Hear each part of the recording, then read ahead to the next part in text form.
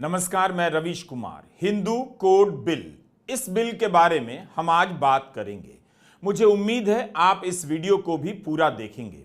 यह सही है कि डॉक्टर भीमराव अंबेडकर के इस्तीफे का मुख्य कारण था हिंदू कोड बिल का वापस लिया जाना। इस कारण से यह कोड बिल भारत की राजनीति के इतिहास का एक निर्णायक मोड़ बन जाता है। लेकिन यह किसके विरोध से पास नहीं हुआ, उससे पर्दा हटाना बहुत जरूरी है। इसका इतिहास ठीक से नहीं जानने के कारण ही कुछ भी दावा कर दिया जाता है। यही कारण है कि राज्यसभा में अमित शाह भी अपने बयानों के कारण उलझ गए।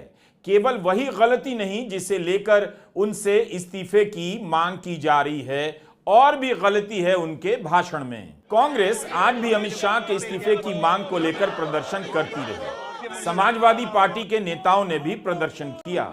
राहुल गांधी ने किसे धक्का दिया, इसका वीडियो आज भी जारी नहीं हुआ। अब संसद सत्र समाप्त भी हो गया, तो क्या अमित शाह के बयान से ध्यान भटकाने का मकसद पूरा हो चुका है? वंचित बहुजन अघाड़ी के प्रकाश आंबेडकर ने तो ट्वीट किया है कि पद से इस्तीफा दे दीजिए वरना सड़क पर आंदोलन होगा। सबूत का पता नहीं, वीडियो का पता नहीं, और राहुल के खिलाफ FIR हो चुकी है। पूरा एक दिन गोदी मीडिया पर बवाल मचा कि राहुल ने धक्का मारा। किसी ने खुलकर साफ साफ नहीं कहा कि यह झूठ है। सब बैलेंस कर रहे थे और यह सवाल धीरे से पूछ रहे थे कि संसद भवन में हमला हुआ है तो CCTV फुटेज कहां है? अब तो घायल सांसदों के ICU में भी भर्ती होने को लेकर चटखारे लिए जा रहे हैं, सवाल उठ रहे हैं। FIR में लिखा है ICU में होने के कारण बयान दर्ज नहीं हो सका, जबकि सांसद जनाब कई नेताओं से मिलते हुए, मंत्रियों से मिलते हुए, बात करते हुए देखे जा सकते हैं। आज दोपहर राम मनोहर लोहिया अस्पताल का बयान आया कि दोनों की BP, CT, MRI सब नॉर्मल है, स्थिति बेहतर है, लेकिन ICU में है। अगर उनको लगता है कि FIR से आदरणीय राहुल गांधी जी झुक जाएंगे, ये उनकी गलतफहमी होगी। राहुल गांधी जी, कांग्रेस पार्टी, बाबा साहब अंबेडकर के प्रति जो अपमानजनक शब्दों का व्यवहार अमित शाह जी ने किया, उसके विपरीत हम आवाज उठाते रहेंगे और बुलंदी से आवाज उठाएंगे। झूठे FIR से हम पीछे हटने वाले नहीं। 19 दिसंबर को संसद परिसर में जो भी हुआ उसका मकसद अब दिखाई देने लगा है। तो ध्यान जहां से भटकाया गया था, हम वहां आपका ध्यान वापस लाना चाहते हैं। अमित शाह के भाषण पर, राज्यसभा में अमित शाह का भाषण बिल्कुल समग्रता से देखा जाना चाहिए। तब आपको और भी चीजें नजर आ जाएंगी जो छूट गई हैं। आप देख पाते हैं कि हिंदू कोड बिल के सहारे वे नेहरू पर हमला करते हैं, लेकिन टारगेट हो जाते हैं डॉक्टर अंबेडकर भी। ऐसा इसलिए भी है कि इस बिल से डॉक्टर अंबेडकर और नेहरू दोनों ही गहन रूप से जुड़े हुए हैं। आप दोनों को अलग नहीं कर सकते। इस बात को जरा ठीक से समझिए।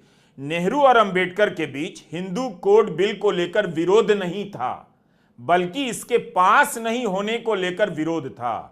दोनों ही इसके प्रावधानों के प्रति निष्ठावान हैं और इसमें यकीन रखते थे। विपक्ष का ध्यान अमित शाह के पूरे भाषण पर नहीं गया, क्योंकि हंगामा किसी और चीज को लेकर होने लगा।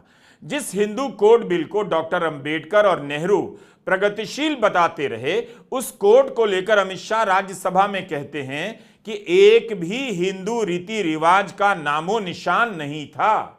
उनकी यह लाइन डॉक्टर अंबेडकर को भी टारगेट करती है, अकेले नेहरू को नहीं। जरा ठीक से सुन लीजिए। मान्यवर, इससे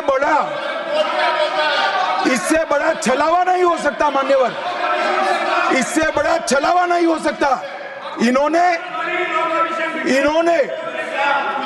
हिंदू कोड बिल भी ला दिया। हिंदू कोड बिल उठाकर देख लिए। हम तो नहीं चाहते कि हिंदू न्याय शास्त्र के आधार पर इस देश का कानून बने। अभी के जीवन के मूल्यों के आधार पर कानून बनना चाहिए, मगर हिंदू कोड बिल में एक भी पुरानी हिंदू न्याय व्यवस्था का कोई नामो निशान नहीं है। हिंदुओं को बुरा न लगे इसलिए मुस्लिम पर्सनल लॉ दिया तो सामान्य कानून को हिंदू कोड बिल बना दिया। तो एक तरफ अमित शाह कहते हैं हम नहीं चाहते हिंदू न्याय शास्त्र के आधार पर कानून बने, और फिर ये भी कहते हैं हिंदू कोड बिल में एक भी हिंदू परंपरा का नामो निशान नहीं। दोनों में कितना अंतर है? जब आप चाहते नहीं तो फिर इसे लेकर आरोप क्यों लगा रहे हैं? अब अमित शाह ही बता दें कि इसके जरिए वे किस पर निशाना साध रहे थे, नेहरू पर या डॉक्टर अंबेडकर पर। राज्यसभा में अमित शाह का वह पूरा भाषण इतिहास की समझ के हर पैमाने से उलझा हुआ है। अमित शाह कहते हैं हम तो नहीं चाहते हैं कि हिंदू न्याय शास्त्र के आधार पर इस देश का कानून बने। अमित शाह ने यह साफ नहीं किया कि हम कौन हैं यहां, ये कौन हम हैं जो नहीं चाहते हैं कि हिंदू न्याय शास्त्र के आधार पर देश का कानून बने।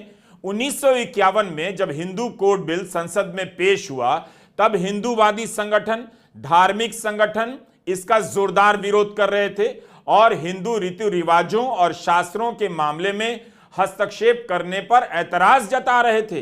हिंदू महासभा ने उस समय संसद का घेराव किया था। श्यामा प्रसाद मुखर्जी ने भी इसका विरोध किया था, जिन्होंने जनसंघ की स्थापना की थी। इंडियन एक्सप्रेस में वरिष्ठ पत्रकार इंदर मल्होत्रा का एक लेख 2009 का मिला, आज से 15 साल पहले का। इसमें वे लिखते हैं कि श्यामा प्रसाद मुखर्जी 1947 से 1950 तक नेहरू कैबिनेट का हिस्सा थे। इस दौरान वे हिंदू कोड बिल के खिलाफ एक शब्द नहीं बोलते हैं, लेकिन 1951 में कहते हैं इस बिल से हिंदू संस्कृति बर्बाद हो जाएगी। तब तक उन्होंने जनसंघ की स्थापना कर ली थी। यही जनसंघ बाद में बीजेपी बना। इंदर मल्होत्रा लिखते हैं कि ये लोग जितने घोर विरोधी थे उतने ही घोर समर्थक थे नेहरू और उनके अत्यंत ही काबिल कानून मंत्री BR अंबेडकर।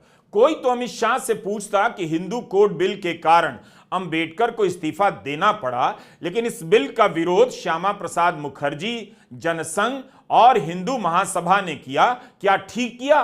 कोई तो अमित शाह से यह भी पूछता कि दिसंबर 1949 में रामलीला मैदान में, दिल्ली के रामलीला मैदान में नेहरू और डॉक्टर अंबेडकर के पुतले को किन लोगों ने जलाया? क्या ठीक किया? क्या आरएसएस के लोग उसमें नहीं थे? जनसंघ, हिंदू महासभा और राम राज्य परिषद के लोग नहीं थे?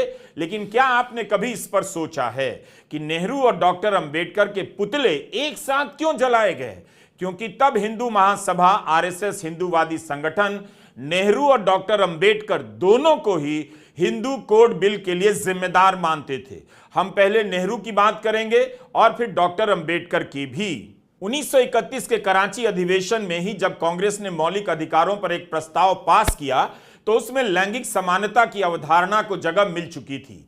लैंगिक समानता मतलब स्त्री पुरुष की बराबरी। जिस कमेटी ने इसे जगह दी उसके चेयरमैन थे Jawaharlal Nehru.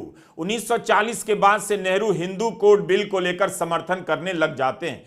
Discovery of India में नेहरू ने लिखा है कि जब ब्रिटिश आए उस समय रीति रिवाजों को ही हिंदू कानून मान लिया जाता था। ये रीति रिवाज बहुत लचीले भी थे और इनमें काफी अंतर भी था। अंग्रेजों ने इस आधार पर जो फैसले देने शुरू किए, उन्हीं फैसलों का उदाहरण देते हुए आगे के फैसले लिए जाने लगे। लेकिन इससे हुआ यह कि जो पुरानी चीजें थीं वही फिर से स्थापित होती चली गईं। ब्रिटिश सरकार को अपने लिए समर्थन चाहिए था, इसलिए वह रूढ़िवादी परंपराओं को बदलना नहीं चाहती थी, लेकिन इसमें बदलाव तो करना पड़ेगा। 19 दिसंबर 1949 को संसद में प्रधानमंत्री नेहरू कहते हैं, मैं नहीं चाहता सदन हिंदू कोड बिल के महत्व को लेकर जरा भी संदेह करे, बल्कि अगर इस समाज को आगे बढ़ना है तो इसे हर मोर्चे पर लागू करना होगा। यह नेहरू का बयान है। उसके बाद आपको पता होगा कि BN राव की अध्यक्षता में एक कमेटी देश भर का दौरा करती है। आप इस हिंदू कोड बिल के बनने की प्रक्रिया को देखेंगे तो हैरान हो जाएंगे कि उस समय यह कमेटी सैकड़ों हजारों लोगों से संपर्क करती है। देश के कई बार संघ, बॉम्बे बार संघ से लेकर बेलगाम बार संघ, मोतिहारी से लेकर मुजफ्फरपुर बार संघ की राय ली जाती है। ज्यादातर वकीलों का संगठन हिंदू कोड बिल का विरोध करता है। प्रेस इसके प्रावधानों के खिलाफ धुआंधार लिखने लग जाता है।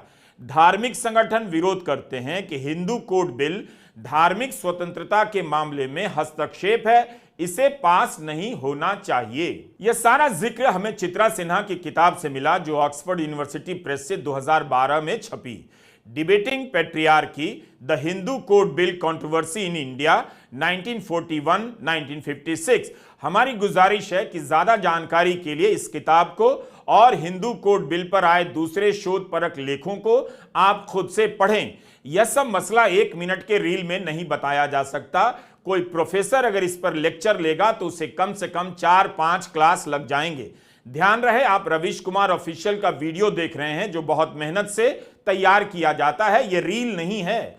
चित्रा सिन्हा इसी किताब में बता रही हैं कि हिंदू कोड बिल की यात्रा कहां से शुरू होती है और उस यात्रा से गांधी और नेहरू कैसे जुड़ते हैं। अब वे यह भी बताती हैं कि डॉक्टर अंबेडकर के लिए हिंदू कोड बिल कैसे उनकी पहचान का हिस्सा बनता है। यह बहुत जरूरी है।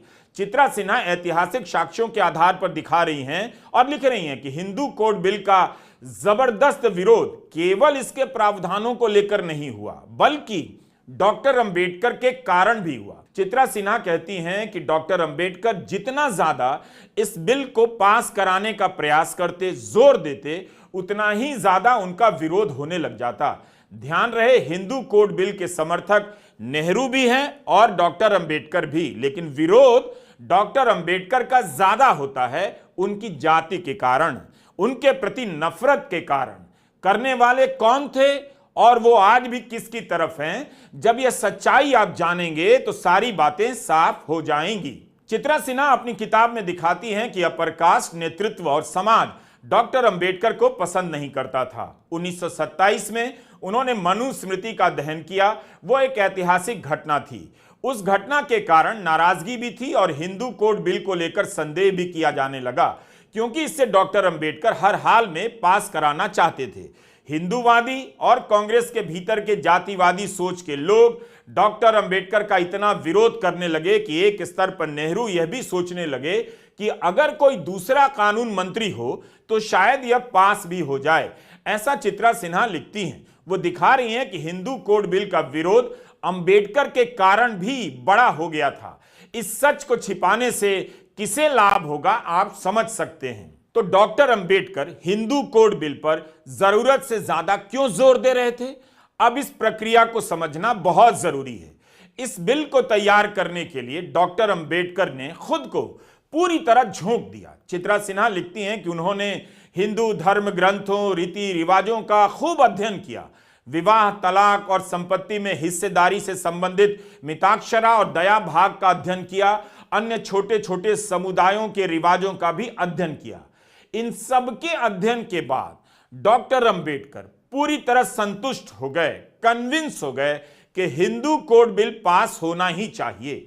इस बिल के प्रति उनका समर्पण ख्याली नहीं था, किसी जिद के कारण नहीं था, बल्कि गहरे अध्ययन के बाद वे इस नतीजे पर पहुंचे थे। पढ़ाई लिखाई की थी, तब जाकर अपनी राय बनाई थी। मोटा